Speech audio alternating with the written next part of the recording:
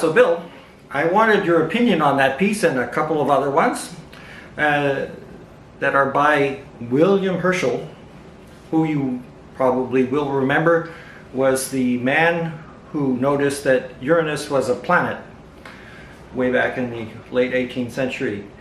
But before William Herschel was an astronomer, he was a musician. He was an oboist first, and then a violinist, then an organist and composer. And then he went on to grind telescope mirrors and discover things about double stars and so on. But he wrote in about 1768, he wrote a set of 24 caprices for solo violin. And what I just played for you was number 3, which is, I played it first because it's kind of one of the more normal ones.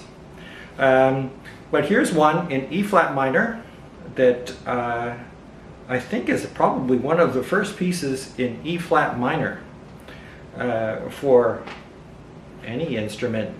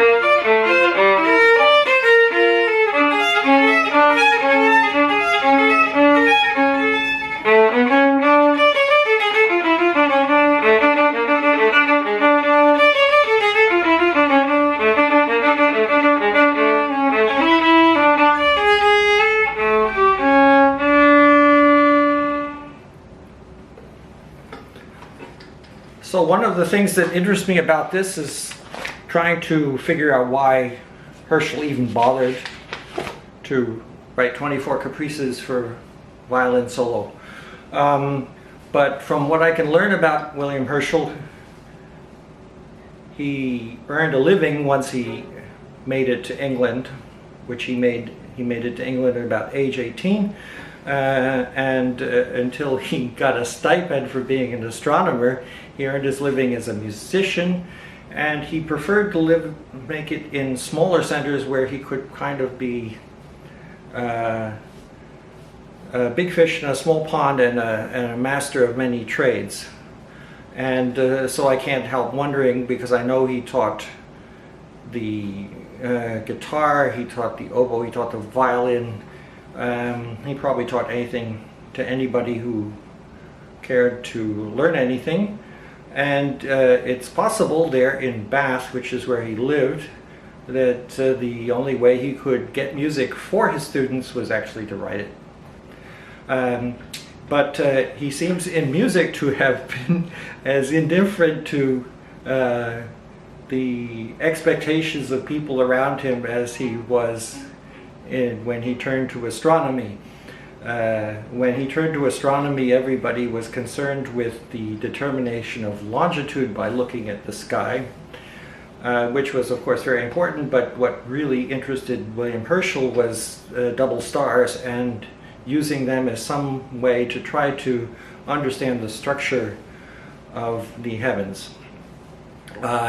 Anyway, he seems to have been willing to take himself off on a tangent musically, certainly in these little tiny caprices for solo violin, and in the following one, which is in B flat, it sounds really quite peculiar, but nothing really that odd is going on if you take out the octave transpositions out of it. Basically, he's destroying the voice leading that is really pretty normal by moving things from octave to octave. And that sounds like this.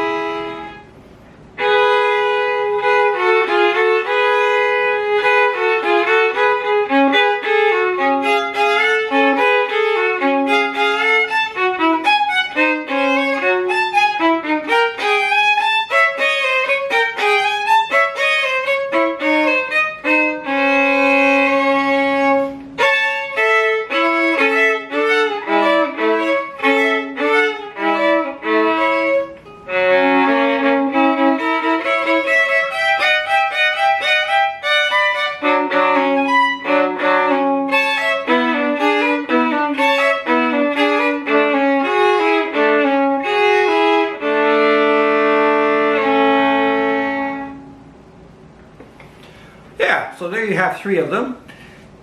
In all 3 cases, they're little binary forms, so I left out all the repeats just to, you know, to get through more music quicker.